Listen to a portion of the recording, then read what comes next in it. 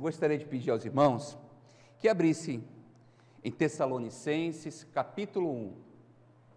Leremos o versículo do 1 ao 10. O tema dessa mensagem é uma igreja inesquecível. 1 Tessalonicenses, capítulo 1, versículo do 1 ao 10. Amém? Amém. Leamos, portanto. Paulo, Silvano e Timóteo, a igreja dos Tessalonicenses, em Deus Pai e no Senhor Jesus Cristo, graça e paz a vós outros. Damos sempre graças a Deus por todos vós, mencionando-vos em nossas orações e sem cessar, recordando-nos diante do nosso Deus e Pai da operosidade da vossa fé, da abnegação do vosso amor e da firmeza da vossa esperança em nosso Senhor Jesus Cristo, reconhecendo, irmãos, amados de Deus, a vossa eleição, porque o nosso Evangelho não chegou até vós tão somente em palavra, mas sobretudo em poder, no Espírito Santo e em plena convicção, assim como sabeis ter sido o nosso procedimento entre vós e por amor de vós. Com efeito, vos tornastes imitadores nossos e do Senhor, tendo recebido a palavra, posto que em meio de muita tribulação, com a alegria do Espírito Santo, de sorte que vos tornastes o modelo para todos os crentes na Macedônia e na Acaia.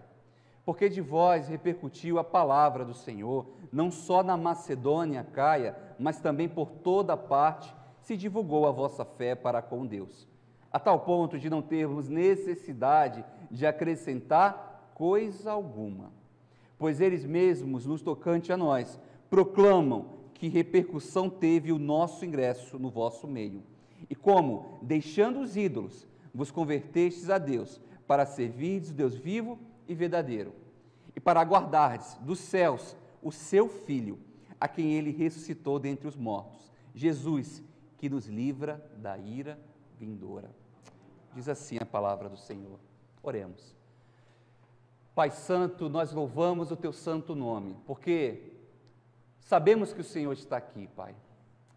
E precisamos, Pai, que o Senhor fale aos nossos corações, Deus. Abra os nossos corações para ouvir a tua mensagem, a tua palavra. Que esta palavra, Senhor Deus, vá direto às nossas consciências, às nossas reflexões, Senhor Deus. E que a tua palavra nos transforme, em nome de Jesus. Amém. Cremos que toda a Bíblia nos revela Jesus Cristo. E a primeira epístola aos Tessalonicenses não é exceção, amados irmãos. Sabemos, de acordo com Atos 16, que o apóstolo Paulo, após caminhar muito por toda Jerusalém, chega a uma cidade portuária chamada Troade. E ali, diante do mar Egeu, numa noite, numa madrugada, Paulo tem um sonho. Impedido de ir para o norte e para o sul, Paulo tem um sonho. Ele ouve, ele vê um homem chamando o seu nome. Paulo, Paulo, venha para cá, venha para cá. E então, pela manhã, o apóstolo Paulo e os seus discípulos concluem: Deus falou. Deus falou. E o que ele disse é que precisamos atravessar o mar Egeu, precisamos ir para a Europa. Louvado seja o Senhor por isso. O apóstolo Paulo, então, e seus amigos, Silvano, Timóteo, Silas é o mesmo nome que Silvano, sempre bom deixar claro isso. O apóstolo Paulo disse aqui Silvano, e a gente vai ver Silas depois, é o mesmo nome, são as mesmas pessoas. Os amigos de Paulo decidem, então, atravessar o mar Egeu. E lá chegam a uma cidade chamada Filipos, a primeira cidade que encontram da Macedônia. A Macedônia, amados irmãos, é a Grécia hoje. Então o apóstolo Paulo sai ali da Ásia e vai até a Grécia, primeiro país da Europa.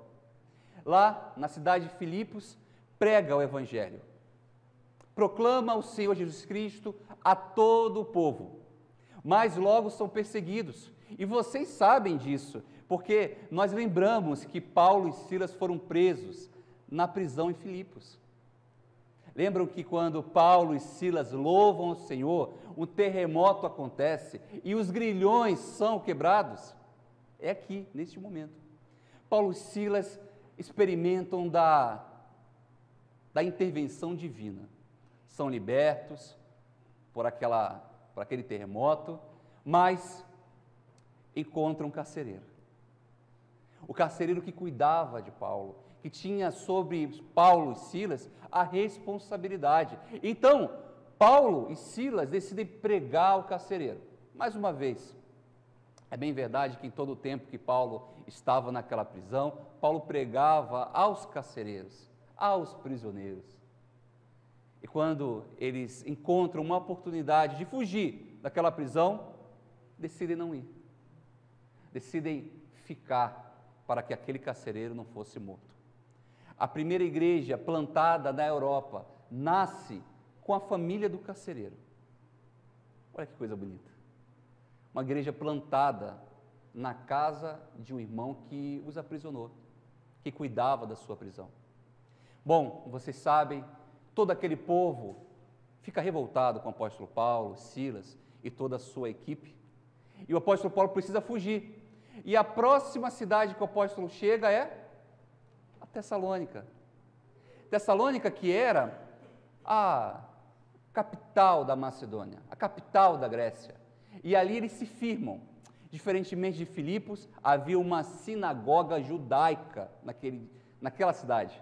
Então Paulo, Silas e os demais amigos passam a pregar e por 3 sábados seguidos expõem a palavra de Jesus Cristo, o evangelho da libertação, da salvação para aqueles que estavam cativos pelo pecado. Evidentemente, logo acumularam-se os fiéis, seguidores e também curiosos. O apóstolo Paulo fez um grande barulho naquele lugar e à noite avisaram a Paulo: os gregos estão nervosos com você, você precisa fugir, porque senão você será ou preso ou morto novamente. Então o apóstolo Paulo sai dali e vai para Corinto. Depois o amigo dele, Timóteo, volta para cuidar daquela igreja. E então, lá em Corinto, o apóstolo Paulo escreve a sua primeira carta, o seu primeiro livro, a carta destinada aos Tessalonicenses. Essa igreja é descrita como uma igreja cheia de vida, amorosa, uma igreja com fé operosa, temente ao Senhor, muito parecido com aquilo que eu estou vendo na IPB Vila Eutália. E o apóstolo Paulo chega a dizer, logo nos primeiros versículos, que essa igreja é inesquecível para ele. Ele sempre dá graças, ele não esquece de orar por essa igreja é inesquecível. E quais são as marcas de uma igreja assim? Como podemos reconhecê-la agora, enquanto ainda nos resta breve tempo? Talvez, amados irmãos, você está aqui visitando essa igreja e está em dúvida sobre se essa igreja ou não a comungar. Como reconhecer então uma igreja inesquecível? O capítulo 1 da primeira carta aos Tessalonicenses nos revela 4 características, no mínimo, de uma igreja inesquecível. E a primeira característica eu quero levá-los a refletir nesta manhã. A primeira característica é que uma igreja inesquecível é uma igreja da qual podemos dar glórias a Deus. Uma igreja inesquecível é uma igreja da qual podemos dar glória a Deus. No capítulo 1, versículo 2 e 3, encontramos o apóstolo Paulo dizendo: sempre damos graças a Deus por todos vocês, fazendo menção de vocês em nossas orações e sem cessar, lembrando-nos diante do nosso Deus e Pai da operosidade da fé que vocês têm, da dedicação do amor de vocês e da firmeza da esperança que têm em nosso Senhor Jesus Cristo. Paulo e seus companheiros declaram não esquecerem e sempre agradecerem a Deus. Eu lembro como se fosse hoje, amados irmãos, a primeira igreja que eu pisei. Eu era muito novo. E logo aquela igreja chamou a minha atenção pelo acolhimento, pelo carinho, era uma igreja que abraçava, era uma igreja calorosa, uma igreja diferenciada aos meus olhos. Eu disse a mim, ainda criança, é aqui que eu quero ficar, é aqui que eu me vejo fazer parte, é aqui que eu quero crescer. Como nós, eu e Lídia, escolhemos a IPB Unida para ver os nossos filhos crescerem, assim se Deus quiser. Sabe, quando você sente que a igreja é parte da sua casa, da qual podemos glorificar a Deus. Uma igreja no mundo, ela é o inimigo da solidão. Ninguém que está dentro de uma igreja deve se sentir sozinho. A gente sente parte de um povo e somos de fato parte de um povo escolhido, lavado e redimido pelo sangue do Cordeiro. Somos sim, amados irmãos, ainda que muitos se levantem e digam o contrário, nós somos sim uma família. Uma família. É uma igreja da qual podemos glorificar a Deus. E o apóstolo Paulo tinha razões incontáveis para glorificar a Deus quando lembrava da igreja. Reflita comigo, a igreja, nos tempos de hoje, tem dado motivos para que seus membros, para que a sua comunidade glorifique a Deus pela vida dela. Podemos glorificar a Deus pelos líderes evangélicos que temos hoje. Podemos glorificar a Deus pelos deputados e políticos que se dizem evangélicos, que ocupam, por exemplo, uma bancada evangélica em nosso país. Podemos glorificar a Deus pela atuação comandada e controlada pelo Espírito Santo no nosso país. É de fato uma igreja que podemos nos sentir orgulhos de pertencer. Você, amado irmão, tem sentido orgulho de dizer, eu sou cristão e pertenço a uma igreja evangélica? Tem sentido assim? Eu espero que sim, de verdade. Eu sei que muitos poderiam dizer não, mas a igreja do Senhor continua triunfante, continua caminhando. Apesar de alguns maus exemplos, a igreja permanece fiel e o Senhor a encontrará naquele grande dia. O Senhor o encontrará naquele dia. O apóstolo Paulo chega a dizer que nós que fomos eleitos seremos irrepreensíveis diante do Cordeiro. Irrepreensíveis. Deus está conservando uma igreja fiel. Deus está conservando e cuidando da sua própria igreja. Ele está guiando você. Ele está cuidando dos seus passos. Ele está preparando um caminho que de antemão Ele já preparou. O Senhor está guiando você até o encontro final. Essa é uma igreja que podemos dar glória a Deus. Você pode dar glória a Deus pela sua igreja? Então, amados irmãos, eu quero fazer algo bem pentecostal. Quer dizer, diga, amados irmãos, glória a Deus pela minha igreja. Vamos juntos? Glória a Deus pela minha igreja. Amém. Uma outra característica de uma igreja inesquecível é que essa igreja inesquecível é uma igreja da qual podemos dar graças a Deus.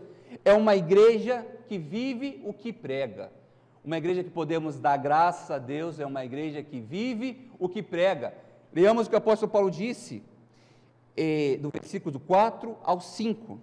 Sabemos, irmãos amados por Deus, que Ele os escolheu, porque o nosso evangelho não chegou a vocês somente em palavra, mas também em poder, no Espírito Santo e em plena convicção, e vocês sabem muito bem qual foi o nosso modo de agir entre vocês, para o próprio bem de vocês. A prova da salvação dos Tessalonicenses era que a fé deles não consistia em meras palavras, mas no poder do Espírito Santo. Era possível enxergar que eles viviam o que pregavam. É uma igreja que a gente pode dar graças a Deus por ela. Tudo que eles pregavam, eles viviam. Não era uma igreja fingida, não era uma igreja hipócrita, não era uma igreja falsa, não era uma igreja afetada por um transtorno bipolar. Não era. Era uma igreja que vivia o que se pregava. Talvez, era possível ouvir as palavras que Cristo era amor, que Deus nos amava, que apesar dos nossos pecados, o Senhor tinha à disposição a sua misericórdia e podia derramar graça a quaisquer pessoas, e que o amor de Cristo poderia invadir, e ainda maior, o poder sobrenatural de Deus poderia curar quaisquer pessoas. Estava lendo o boletim e eu encontrei aqui o nome de uma irmã que eu preciso orar, a irmã Marilene Otiolini.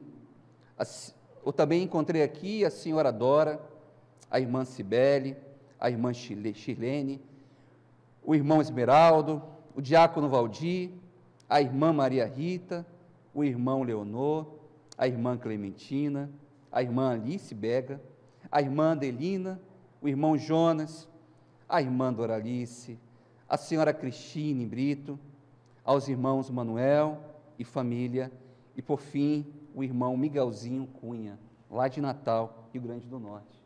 Amados irmãos, a igreja da qual podemos dar graça e que vive o que prega, é a igreja que prega sobre um Deus que pode curar, e pode curar agora, neste momento. Que cristianismo triste é este, que não acredita mais no poder miraculoso de Deus, porque Deus, o Deus das Escrituras, pode mudar tudo agora. O Deus das Escrituras pode entrar hoje num hospital e curar os enfermos. O Deus das Escrituras pode hoje curar esses amados irmãos. Precisamos crer que Deus ainda intervém na história, que Deus ainda cura. E essa é uma igreja que vive o que prega, ela realmente acredita nisso. Aquilo que é proclamado nos púlpitos é aquilo que é vivido. Se sabemos que Deus é um Deus que cura, vivemos na expectativa de um milagre. E sabemos que Deus é um Deus que provê, vivemos na expectativa de um milagre. E sabemos que Deus é um Deus que caminha conosco, vivemos na expectativa de um milagre. Se sabemos que é de Deus que vem um emprego abençoado, vivemos na expectativa de um milagre. Se sabemos que é de Deus, que Deus pode curar a doença que a medicina diz ser impossível, vivemos então na expectativa de um milagre. É uma igreja que vive o que prega, e sabemos que Deus é um Deus que acolhe e que perdoa os pecados, e que não há barreiras para o seu poder, a sua graça, transpor e curar e abraçar e alcançar quaisquer pecadores, ainda que eles sejam os mais pecadores deste mundo. Sabemos que podemos também ser parecidos com o nosso Jesus Cristo. Precisamos ser como nosso Senhor, viver o que prega. O amor de Deus pode alcançar qualquer pessoa, porque, amados irmãos, Jesus Cristo me alcançou. Jesus Cristo alcançou o apóstolo Paulo. Sabe, talvez você tenha alguém na sua família que ainda não conheça Jesus, que a graça ainda não foi derramada sobre a vida dele. Saiba que até mesmo esse duro coração pode ser quebrantado. É o poder do Espírito Santo que pode quebrar os corações mais duros, amados irmãos. É Jesus que acalma a tempestade, e não é você. Não você, não é pela força do seu braço, mas você precisa viver o que você prega. Você precisa viver a fé que você declara. Meus amados irmãos, uma igreja da qual podemos dar graça é uma igreja que vive o que prega. Imaginem se nós cristãos vivêssemos o que pregamos. Como seria este país? Como seria esta cidade? Que potência seríamos nas mãos do Senhor? Precisamos voltar, nos arrepender e pedirmos com misericórdia, clamarmos pelo sangue do Cordeiro que continue a nos usar, apesar das nossas limitações. Eu sei, amados irmãos, não é fácil, eu também falho, você também deve falhar, eu imagino, mas não podemos desistir. Ainda precisamos orar e perseverar, que o Senhor agirá, e se Deus quiser, nos usará para a sua honra, para a sua glória e para o seu louvor. Uma igreja que vive o que prega é uma igreja que imita Jesus e é o modelo para o mundo. Uma igreja que vive o que prega é uma igreja que imita Jesus e é o modelo para o mundo. Em 1 Tessalonicenses, capítulo 1, dos 6 ao 9, encontramos o apóstolo Paulo dizendo: "E vós fostes feitos nossos imitadores e do Senhor, recebendo a palavra em muita tribulação, com gozo do Espírito Santo, de maneira que fostes exemplos para todos os fiéis da Macedônia e Acaia, porque por vós vos soou a palavra do Senhor, não somente na Macedônia e Acaia, mas também em todos os lugares a vossa fé para com Deus se espalhou, de maneira que já dela não temos necessidade de falar coisa alguma, porque eles mesmos anunciam de nós qual a entrada que tivemos para convosco. E como dos ídolos vos convertestes a Deus para servir ao Deus vivo e verdadeiro. Paulo está enfatizando a importância do testemunho dos cristãos e como sua fé pode ser uma inspiração para outros. Guarda bem essa palavra, a sua fé pode ser inspiração para outros. O teólogo alemão Dietrich Bonhoeffer disse: a igreja deve ser a comunidade dos imitadores de Cristo, inspirando o mundo com a sua vida e testemunho. E para exemplificar bem, quero contar uma breve história. Há 200 anos atrás morria o famoso missionário inglês, botânico e médico David Livingstone. Não sei se você já ouviu o testemunho deste irmão, mas David morreu na África, o seu corpo foi levado para sepultar na abadia de Westminster, lugar onde os monarcas ingleses estão sepultados, e na sua lápide está escrito: aqui jaz o corpo de David Livingstone, seu coração está na África, mas o seu legado, o seu testemunho ecoa por toda a eternidade. Muitos missionários, após lerem a lápide de David Livingstone, em suas visitas à abadia de Westminster, foram encorajados a pregar o nome do Senhor Jesus Cristo na África. E décadas mais tarde da sua morte, esses missionários chegaram até a África e proclamaram Jesus por todos os cantos daquele continente. Ali, numa tribo, apresentaram Jesus Cristo e ficaram surpresos com a emoção daqueles homens. Os homens diziam: nós já conhecemos Jesus Cristo, nós vimos o Jesus Cristo, Jesus Cristo veio a este lugar. Então, surpresos, os missionários diziam: não, isso não é possível. Como Jesus Cristo, que nasceu há 2000 anos atrás, poderia vir aqui? Não há registro bíblico, é impossível. E eles diziam: sim, Jesus Cristo veio aqui e pregou para nós, ele se apresentou. Jesus Cristo, inclusive, está enterrado ali, embaixo daquela árvore. Então os missionários ficaram atônitos, surpresos, escandalizados com aquela informação e pediram para que os homens da aldeia o levassem até a árvore. Ao chegar embaixo daquela árvore, constataram que, de fato, não era o Jesus Cristo que estava enterrado ali. Nós sabemos, Jesus Cristo morreu e ressuscitou. Não há corpo embaixo da terra de Jesus Cristo. Mas ficaram mais ainda surpresos com a resposta. Após muito investigarem, descobriram que o homem que fora confundido com Jesus Cristo era exatamente David Livingstone. David Livingstone imitava tanto Jesus e era tão parecido com Jesus Cristo que ele foi confundido com o próprio Jesus. Hebreus vai dizer que muitos que hospedam pessoas, muitos que são hospitaleiros, devem abrir os olhos, porque talvez hospedaram anjos. Meus amados irmãos, como é gostoso entrar e ficar num lugar e ser tido como um anjo. Já viveram essa experiência? De ser usado pelo Senhor, ter sido resposta de oração, agente de um milagre, de através das suas mãos o Senhor usar para abençoar uma pessoa e por final ser considerado um anjo? Já viveram isso? Agora, há pouco tempo, aliás, há poucos dias atrás, lançaram o documentário da Boate Kiss. Eu não sei quantos estão acompanhando o documentário, a série, mas é muito forte, é muito chocante. Realmente, quem tem problema de ansiedade deve evitar um pouco, eu recomendo. E muitas pessoas que foram socorridas por voluntários diziam ter visto anjos. Um menino especial chamado Ezequiel, universitário, amigo de muitos, resgatou mais de 20 pessoas no meio da escuridão, no meio do fogo. E os bombeiros alegam e testificam que, se não fosse a ajuda dos voluntários, mais pessoas teriam morrido. Como é bom ouvir a voz do Senhor. Como é bom ouvir a sua voz e ser agente do milagre, e ir até o necessitado, até o aflito e responder com a bênção. Como é bom ser usado pelo Senhor. O apóstolo Paulo chega a dizer que é melhor dar do que receber.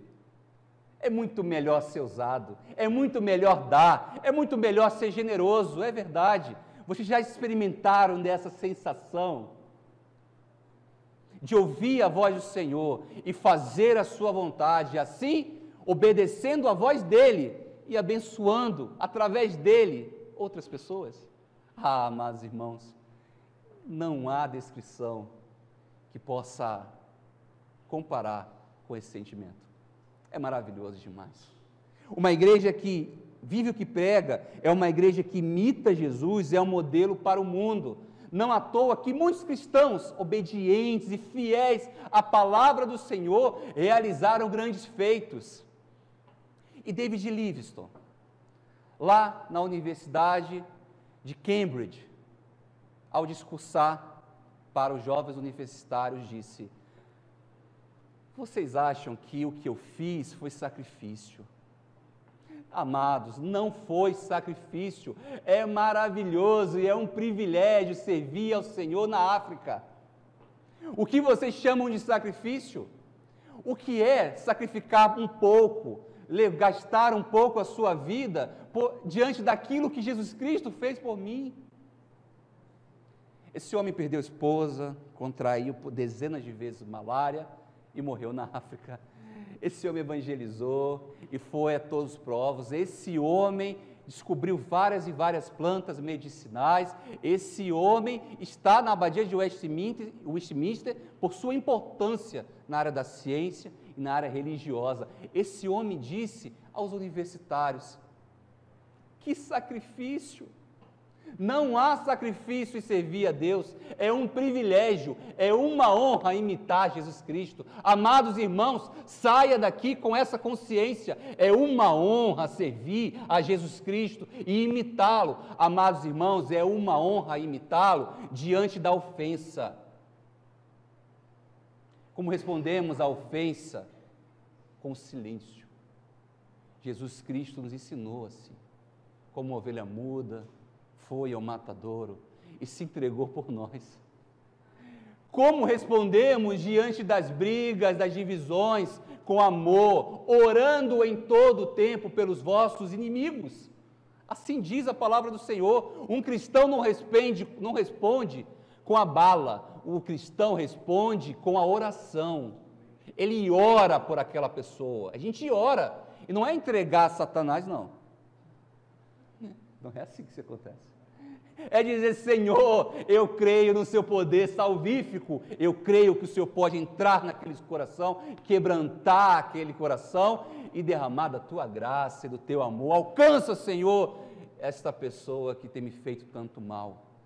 A gente acredita e ora pela salvação, porque a única resposta, amados, a única resposta possível, guardem bem, para os nossos inimigos é torná-lo em irmão.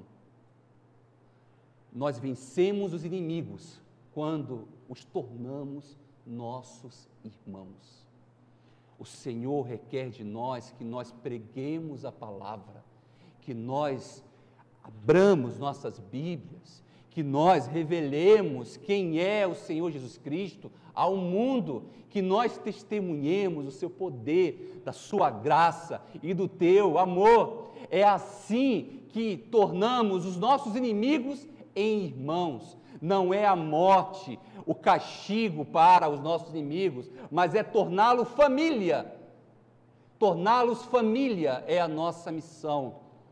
Que felicidade é ver alguém que nos detratou chorar aos pés do Senhor Jesus Cristo em súplica e confissão dos seus pecados. Que felicidade é essa de, aqui nessa igreja, encontrarmos aquelas pessoas que nos fez mal, aquelas pessoas que nos maltratou, aquelas pessoas aqui rendidas e submissas ao Espírito Santo do Senhor. Que alegria! É sim, meu amado, esse é o melhor castigo. Você não vai ser mais meu inimigo, você agora é meu irmão. Por fim, uma igreja que imita Jesus é um modelo para o mundo, é uma igreja que aguarda ansiosamente a vinda de Jesus. É assim que eu quero acabar. Meus amados irmãos, que alegria seria se Jesus Cristo voltasse agora. Eu gostaria de não terminar esse sermão. Eu gostaria de não chegar em casa. Eu gostaria de não precisar nem conversar com vocês. E olha que eu quero muito isso. Mas se Jesus Cristo voltasse agora, Ele arrebataria a sua igreja, todo olho veria, todo joelho se dobraria diante do Senhor. Maranata. E era assim, com esse termo, que a igreja perseguida se chamava, se saudava. Não era apenas graça e paz, não era apenas bom dia, era Maranata, porque não há maior esperança, porque não há maior consolo neste mundo do que saber que Jesus Cristo é real, está voltando. Ele está voltando. Maranata, o Senhor está vivo. Maranata, ora vive, ora volta o Senhor Jesus. Isso é real, amado irmão. Eu vivo sob duas certezas deste mundo, durante esta vida. A primeira é que eu vou morrer. Eu não sei se você vai morrer, mas eu vou morrer. A segunda certeza que eu vivo é de que Jesus Cristo vai voltar. Eu tenho certeza absoluta que o meu Redentor está vindo. Ele voltará. Mas eu confesso que da primeira certeza, eu não tenho ainda certeza absoluta. Eu não sei se eu vou morrer mesmo. Jesus vinha antes, eu não morro. Diz assim a palavra do Senhor. Mas que Ele vai voltar, eu tenho absoluta certeza. Ele está voltando. A igreja que perdeu a esperança nisso, é uma igreja que vive a sua vida de forma inútil.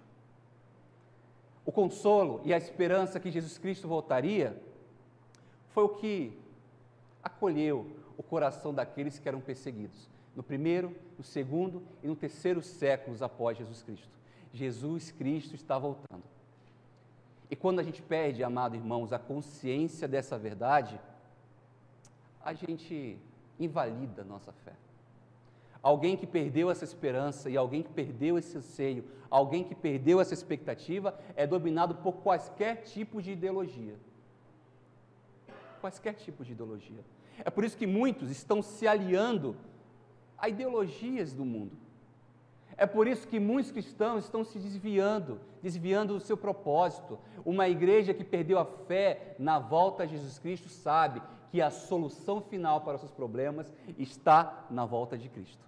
É quando encontrarmos Jesus Cristo, é quando Jesus Cristo encontrará a sua igreja, é quando o Senhor Jesus Cristo nos olhará em nossos olhos, é quando Ele dirá, está consumado, é quando Ele enxugará dos nossos olhos toda lágrima. E eu quero dizer, amados irmãos, e lembrá-los, todos aqueles que perdemos, todos aqueles que estão na glória, serão encontrados novamente. Nós encontraremos com o objeto da saudade, nós encontraremos com aquele amado de nossas almas. A igreja se reunirá novamente, uma igreja única, a igreja do passado, a igreja de hoje e a igreja do futuro se encontrará novamente. E esse povo, os meus e os seus irmãos, estarão lá conosco, gozando da presença do Senhor Jesus Cristo. Maranata, ora vem Senhor Jesus Cristo. A igreja vive pela parousia, ou seja, presença do Senhor Jesus. Nós aguardamos alguém, nós aguardamos um homem, nós aguardamos o nosso Redentor voltar. A igreja vive sob essa expectativa. E se você está diante de um grande problema, ainda não pensou nisso, Eu quero convidá-lo, nesta manhã, a considerar essa hipótese. Jesus Cristo está voltando. Seus problemas serão solucionados. Não há nada impossível para Jesus. Todos aqueles que Ele se deu, todos aqueles que Ele se entregou, estarão ali, em pé, lavados e redimidos pelo sangue do Cordeiro.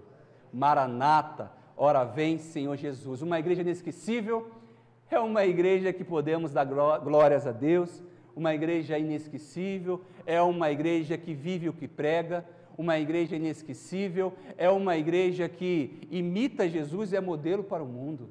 Uma igreja inesquecível é uma igreja que anseia com expectativa a volta do seu Senhor Jesus Cristo.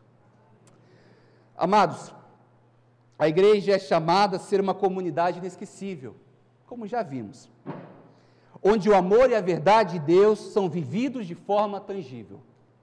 Apesar das dificuldades, crises e dos tropeços da igreja de hoje, nos consola saber que no último dia a noiva estará diante do noivo, triunfante e perfeita, e que toda ação humana, toda a oposição do mundo, o inferno com toda a sua força e furor, não poderão impedir esse encontro triunfal.